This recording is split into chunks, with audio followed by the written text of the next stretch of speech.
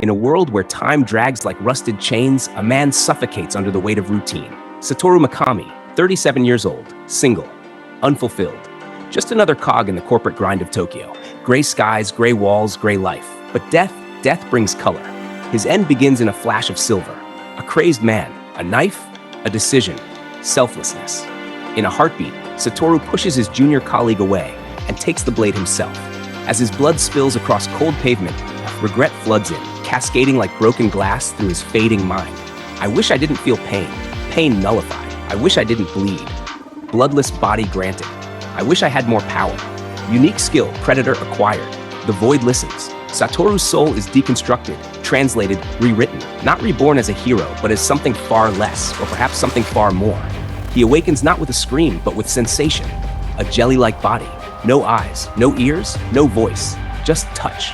Satoru is now a slime, a pathetic monster by RPG standards. But this is no game. Within him stirs something ancient and alien. Great sage. A voice that answers. A mind within a mind. Cool, logical, relentless. It guides him in this new world, explaining the rules as if they're lines of code. He consumes magical herbs by instinct, each bite stored neatly in a subdimensional stomach. But that stomach is no ordinary pouch. Predator. A skill that doesn't just devour, it absorbs, annihilates, assimilates. The skills, the matter, the essence of everything it consumes becomes part of him. Even the voices of the dead would find no peace, swallowed whole. As he ventures deeper into the sealed cave, his new womb and tomb, he finds more than herbs. A lake, cold, magicule rich, deadly. He leaps in and drowns? No, slimes don't breathe. Instead, he swells, gulps the lake's essence, and explodes from the water like a cannonball, slamming into a barrier carved from divine wrath and ancient fear. He meets a prisoner, Veldora, the storm dragon, a catastrophe sealed for 300 years.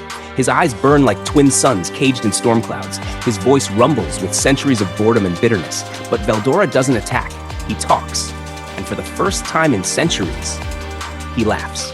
They bond, an unholy union of predator and calamity. The dragon is curious. This slime is no ordinary fool. He's intelligent, insightful, dangerous. A friendship is forged, and with it, a name. Rimuru. A name carries weight in this world, divine protection, destiny. And Rimuru, he is Tempest, as is Veldora. To escape his endless prison, the storm dragon consents to a mad idea, to be devoured, an unthinkable fate, a godlike being swallowed by a nameless slime. But not for death, for freedom. Inside Rimuru, the great sage begins the divine autopsy, dissecting Infinity Prison from within, one divine formula at a time, and then silence. Outside the cave, the world shudders. Nations, kings, monsters, sages, all sense it. The dragon is gone. Who, what, could erase a being of such scale? And from the shadows, Rimuru crawls, slowly, evolving. He gains new skills, water blade, magic sense, a divine sonar that paints the world in color and shape. The cave is no longer a prison, it is a cradle. And this slime, this walking anomaly, is no longer prey. He remembers fragments, a name, a dream, Rimuru, a form between man and woman, between monster and god, a soul caught in the liminal space of identity and potential. This is not a hero's tale, it is the beginning of a myth. One born not of light, but of hunger, of analysis, of a world about to shift, forever. Unique skill great sage, continuing analysis, target Infinity Prison. Progress 0.7%. Rimuru Tempest has begun.